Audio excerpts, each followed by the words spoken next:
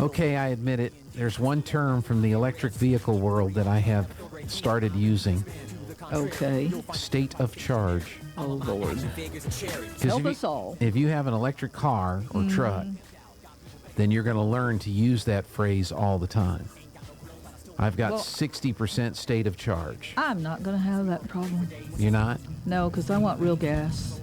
I want to get where I'm going in a reasonable amount of time and Linda, not have to you're find not- something to do. I really don't care. And we're You're not not gonna talk about it. understanding what we're doing here. Yeah, I know. See, neither is the rest of the world that decided this is what we needed. You realize in It's 2030, not going to work. in 2030, some states in the country will not let you buy a new car with a gas engine in it. And you know what? Hopefully they'll come to their senses between now and then. And I'm guessing more states will adopt that same policy. And so you'll probably have by 2035, let's just say by 2032, 10 years from now, most locations in the country, it'll be extremely difficult to find a new ICE-powered car. What it takes to manufacture the battery I know. Doesn't is matter. obscene. Doesn't matter. The destroying the earth and Doesn't digging, matter. the mining, and where you have a little pump jack out there that's not doing anything but taking up a little bit of space, and you've created something that looks like Santa Rita copper mine. You don't understand, Linda. Don't get me started. You don't I'm understand. Not well, I Climate, have a cough. climate You're driving change. me crazy. I know. Look, I'm agreeing. I know exactly. Climate change is the existential threat. It won't matter. Anything else that we do will not matter if we don't stop now. Go carbon free, because we're all going to be dead Yeah, anyway. do you think that all of that equipment that is digging out the earth to get this lithium or whatever else is in these batteries is electric vehicles? But Linda, you're not No, listening they're to me. diesel. It is an existential threat, and we will all die, and we will kill the earth if we don't do this, no matter the cost. That is, and I'm fixing to say something over the air. But that's the way they think. It's a pile of dung. I know, but that's the way they think. Yeah, well, they're not seeing the big picture. No. We're not seeing the big picture. No. You don't. We're the ones with the common sense. I They're the ones that are off the rail. I understand. We are not seeing the big picture. The big picture is the earth will be destroyed. Is the big picture. And what does it take to make electricity? It doesn't matter, Linda. You're not coal? seeing the big Nuclear? picture. You're not seeing the big picture. The earth is going to die if we don't do this. So it doesn't matter where we get the materials or Go what back the and cost read is. The Bible. The earth is not going to die. I mean, we're doing a good job of destroying it, being stupid. Yeah. But you know what? The cycles of ice age and heat waves are a cycle, meaning they come and they go I know for millions that, of years. but we're not- So just hang in there and you'll get back to freezing your ever-loving off. We're not teaching that Yeah. at the education level. We're churning out generations Of stupid people that have no common sense whatsoever and are not taught to be able to think for themselves. Yeah. Yeah. I know. Oh, let's plug it in. It's electric. Well, guess what? You manufactured that electricity somehow. There's not enough chargers in this country. Wind and solar. When you Wind and solar. which can't be recycled when when the wind machines break down. No, I I agree would with love you. to go to Congress and Here- give them an earful. Here's Carlsbad Local Magazine, and they have an article here. Chevron offers tour of new solar field in Eddy County. The county commissioner mentioned this on his report this week, that one of the actions that the county commission took was to continue with some of the industrial revenue bonds that have been approved through the county for this solar facility that Chevron is building. And this is the article here. One of the goals with the solar array is to lower carbon intensity and grow new energies. Makes it sound like energy is a plant. Yeah. Can we plant Let's energy a little weed? water here and plow this up, and yeah. Power from the Hayhurst, New Mexico S10 electrical compression station will help lower carbon intensity. That's a term I've never heard before. And where is this located? Near Carlsbad. Okay. The station, with power coming from the solar array, will compress low-pressure gas to high-pressure gas. So they're going to use it in the natural gas process that they're doing. Chevron's renewable power integration team aims to lead the future of energy by finding solutions that are affordable, reliable, and cleaner. What they're doing is they built this massive solar array, and they're going to use the energy generated from it to be less reliant on the grid for power during certain times of the day in the natural gas movement and process. There's no, according to the commissioners, not any storage facility, so it's not like they're going to store it in batteries for when they need it. But during the time of the day, when the sun is shining and the solar panels are active, they won't be pulling off the grid, which would make the grid more available for other people to run their air conditioners and stuff like that. Late 70s, early 80s, they had a big thing about building solar. Mm-hmm. That didn't mean necessarily solar panels on your roof. It meant passive solar, building solar. Right. When we built a house there at Deming, I went over to New Mexico State University and took some classes they were offering on solar and how to build and how to, because you need to figure out the proper angle to face your home, which was obviously south, but for the windows, and how much of an overhang you need, because in this part of the country, the sun is further south and shining in, and you may still be using the air conditioner because it's not cold out yet, as opposed to up north where the temperatures are different. Right. And it worked great because I didn't want a propane hookup to this house. So it was 2-story. The front had 6 huge windows on the top level and 6 on the bottom. The living room was open 2 stories. The coldest room in the house was the northwest bedroom. For some reason, the air just wouldn't go right around that little, and it was just from the living room, it was like if you walked into the hall, you could stick your arm in the bedroom. I mean, it was that close. But that was the coldest bedroom for whatever reason. One window in that bedroom facing north. There were only 2 windows on the west side of the house because you don't need the heat, and those were bathroom windows. The downstairs and the upstairs bedroom that faced south each had a window. And then the upstairs, like I said, the living room was open 2 stories, so it was like a balcony all the way around with shutters that would close off the master upstairs. And we kept a notebook for a year as what the temperature in the house be at 10 o'clock at night and at 6 in the morning. Mm-hmm. Nobody was ever sick because you didn't have forced air furnace blowing on you. Mm-hmm. We did have a wood stove, but not the first winter because we moved in right before Thanksgiving and it was a winter. And I think it was Thanksgiving or Christmas, one of those. It was like really cold. So clouds, so we borrowed a heater from one of the contractors. It was those kerosene heaters and managed to get it up 70 degrees in there, but it was fine. Right. But other than that, we had a little bitty wood stove, and that sucker would run you out. If you thought you were cold and you came home and put logs in there, one day I did, and I turned that pipe white. And then I had to go around opening all the doors and the windows, but most efficient. The mistake we made, we could have had the overhang on the bottom windows, maybe 3 to 4 inches more of an overhang to keep the sun from shining in. Because, like I said, the time of the year you get more sun, and yet you're fighting with an air conditioner. Yeah. So, yes, we had a swamp cooler, but it was central, so every room had air if they so chose. Worked great. And like I said, the kids never were sick because you didn't have that forced air blowing on you, and the temperature, hot or cold, hot or cold, hot or cold. Yeah. And we had a saltillo tile floor in the living room, which collected warmth, and window coverings on the bottom so you could close them at night. And to be super efficient, I should have had them on the top. But, there's a limit at how you can figure out how to close these. And so it wasn't truly as efficient as it could have been, because if the windows had been covered, it would have been a lot more efficient. Yeah. But we have so few really cloudy days. It worked great. And then you didn't have to spend on propane either, Yeah.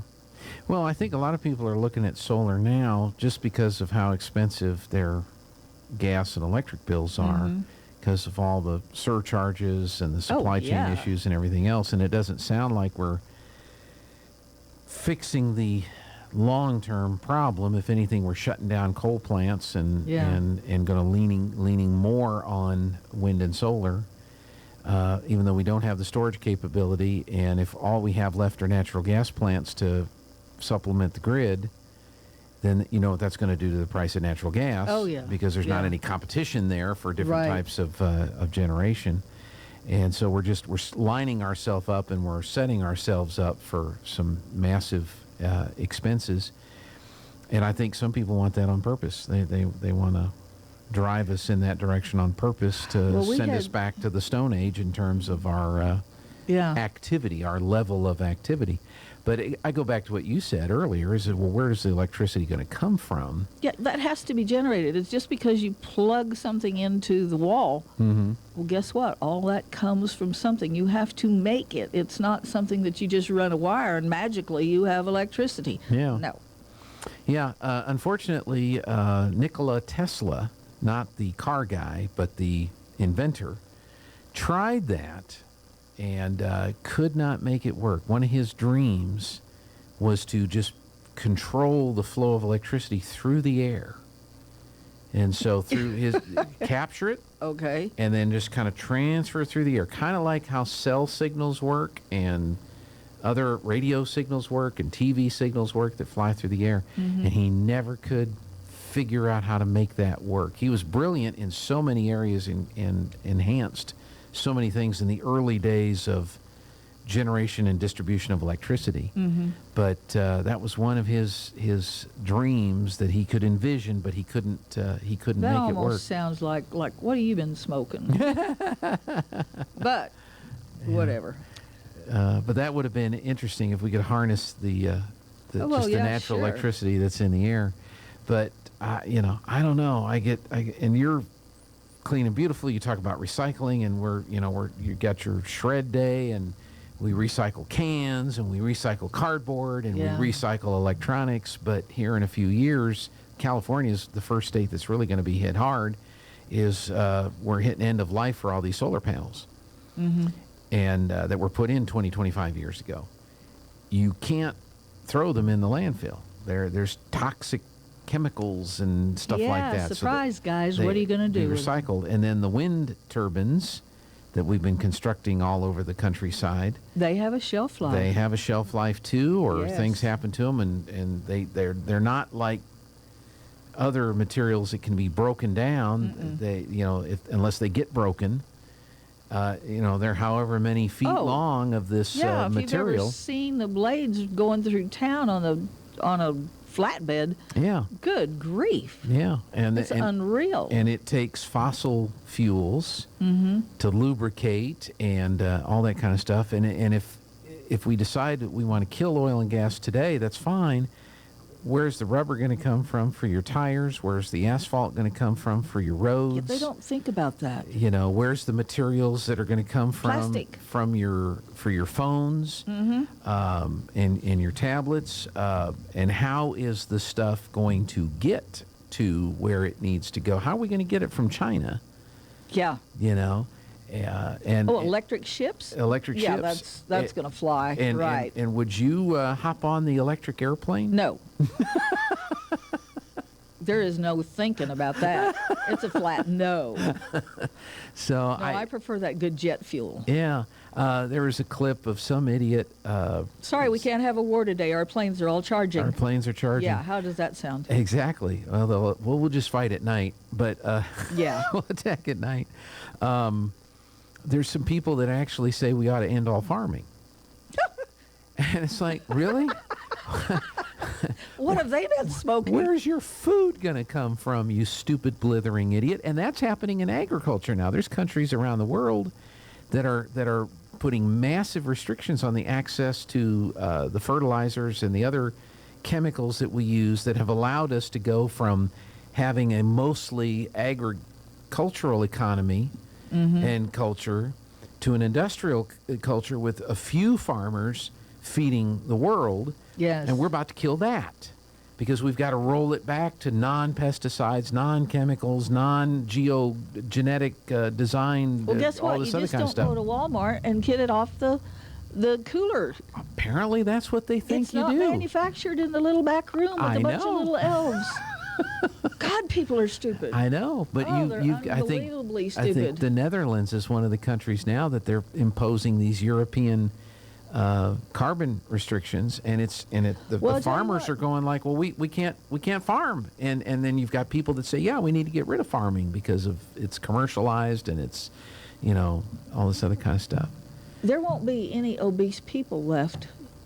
Well, I guess that's the end solution. They'll all start looking like we did when I was a kid. Yeah. And now if somebody looks like that, they think, ooh, they're anorexic. There's something wrong. They're way too skinny. Yeah. No, those are normal people. That's what we're headed back to. But that's what the kids in many places across the country, that's what they're being taught. That's what they're being educated. That's what they're being told. And so then they come out of high school and they come out of college, Well, when they're starving, and then they maybe get they'll- elected to Congress. Oh, God almighty. Yeah. Yeah, when they're starving to death, maybe they'll figure something. Let's tie in voting with that. I have Okay. a voter book. All right. All right, I printed out a sample. There's an actual book? Yes, Okay. A voter book. Huh. yes. You can go down to the county clerk where you're going to vote early, Okay. whatever. All right. It's in Spanish. It's in English. Okay. Is it in Navajo? Oh, don't start with me. You've already done that. Okay, printed my sample ballot. Right? Looking at Amendment 2. Uh-huh. Of course, I don't have glasses on. I'm not going to read it. It's all one sentence. I've I got it could've- right here if you want me Thank to read you. it. You want me to All read right. it? Well, let me explain this nonsense first. Okay. I kind of think that I'm halfway intelligent and can understand things, Right. but a lot of amendments are written in legalese because they really don't want you to understand them necessarily. And sometimes when you vote yes on something, you're really saying no. Mm-hmm. Not that that makes any sense. It does. And vice versa. If you vote no, I don't want this, you're saying yes. And it all depends on how something is worded. So I was talking to a friend of mine who doesn't live in this state, and they said, well, go down and get you a voter book. Mm-hmm. And I said, brilliant. Mm-hmm. So I went down, and I was going to sit there and read it and understand. I said, oh, no, take it with you. We have cases of those stupid things. We're thrilled to death if somebody wants one. So before you all go vote, Mm-hmm. print you a ballot. Or if you don't want to print it, just at least pull it up on the net. I've got mine. It's right here. And you can study it and figure out what you want so you don't, what they do call a sold ballot. If you happen to mark a place that you really don't want and you want to change it, it's considered sold and you have to do all kinds of stuff, and so do they. So to save that kind of time, get you a book. It explains it. It will break it down. It will give you the pros for this amendment and the cons for this amendment so that you can actually understand it. Okay. They do this on purpose. They should write simple, so, because if I can't understand it, I think that there's a whole lot of people out there that can't understand it, and they'll just, I'll vote for it. If you don't understand it, don't vote for it, is my thoughts Okay. at all. Okay. But they're free, obviously. Mm-hmm. Take it home, study it, read it. You don't have a whole lot of days left, but be educated on what you are voting for. It's very important that you know what you're voting for, because a lot of this involves money, which is you're going to end up paying for. People say, oh, the government. Well, guess who the government is, y'all? Mm-hmm. That's you and me when Yeah. we pay taxes, and it comes out of our pocketbook. Yeah. So think about that. But be educated before you get go the to book. vote. You can Yeah, go on. read Amendment 2. It's a very long paragraph. It's a very long one sentence. Proposing to amend Article 9, Section 14 of the Constitution of New Mexico to allow public investment to provide access to essential household services, including internet, energy, water, wastewater, and other similar services as provided by law, comma, upon the enactment of general implementing legislation by a majority vote of the members elected to each house of the legislature. So they don't even need a 2/3 majority. They can just have a simple majority. And if they decide that they want to put in a solar facility, then they can, and public money wants to be used to help build that thing. Yeah, but Then there's they a can- little bit more in the Well, that's all explanation. that's Yeah, all I that's know, on the but ballot. I know. Okay, So that's why I said get the book. you need to really read. Okay. And if you don't want to understand it, then like I said, just pass that one up and don't vote for it. But any of the amendments, really, Okay. you know, Well, good. yeah. Well, that's a good idea. They have pallets of books at the Well, not sub pallets, office. but they had a couple of cases full. So Cases of books that came in on a pallet, that you could go pick up and read. and they're free of charge. Yes, they are. Well, they're free to you. I mean, Right. you've already paid for them through Somewhere your taxes. along the line, you just don't know that. All right. Okay. Very good. And then One Shred more Day. thing. Well, we've got what? I know. Real 2 quick, seconds. real quick. If you know anybody that can work on these rock walls that are around town, give me a call, please. Okay. I have one that I keep watching that's going to biodegrade one of these days. And I Okay. had it repaired years ago at a place, and it was wonderful. Who in the world it was, I have no clue. But, yeah, need help. So, mark down the 18th of this month, Friday, Shred Day. Dig Okay. out your documents, Okay. 10 to 2, South Parking Lot at the library. Be there or be square. If you need more information, call me. And your number? I knew you were going to ask. Call my cell. What the heck? That way you can get a hold of me. 575-513-0143. All right. Thank you, Linda. We're going to open up the Zoom room.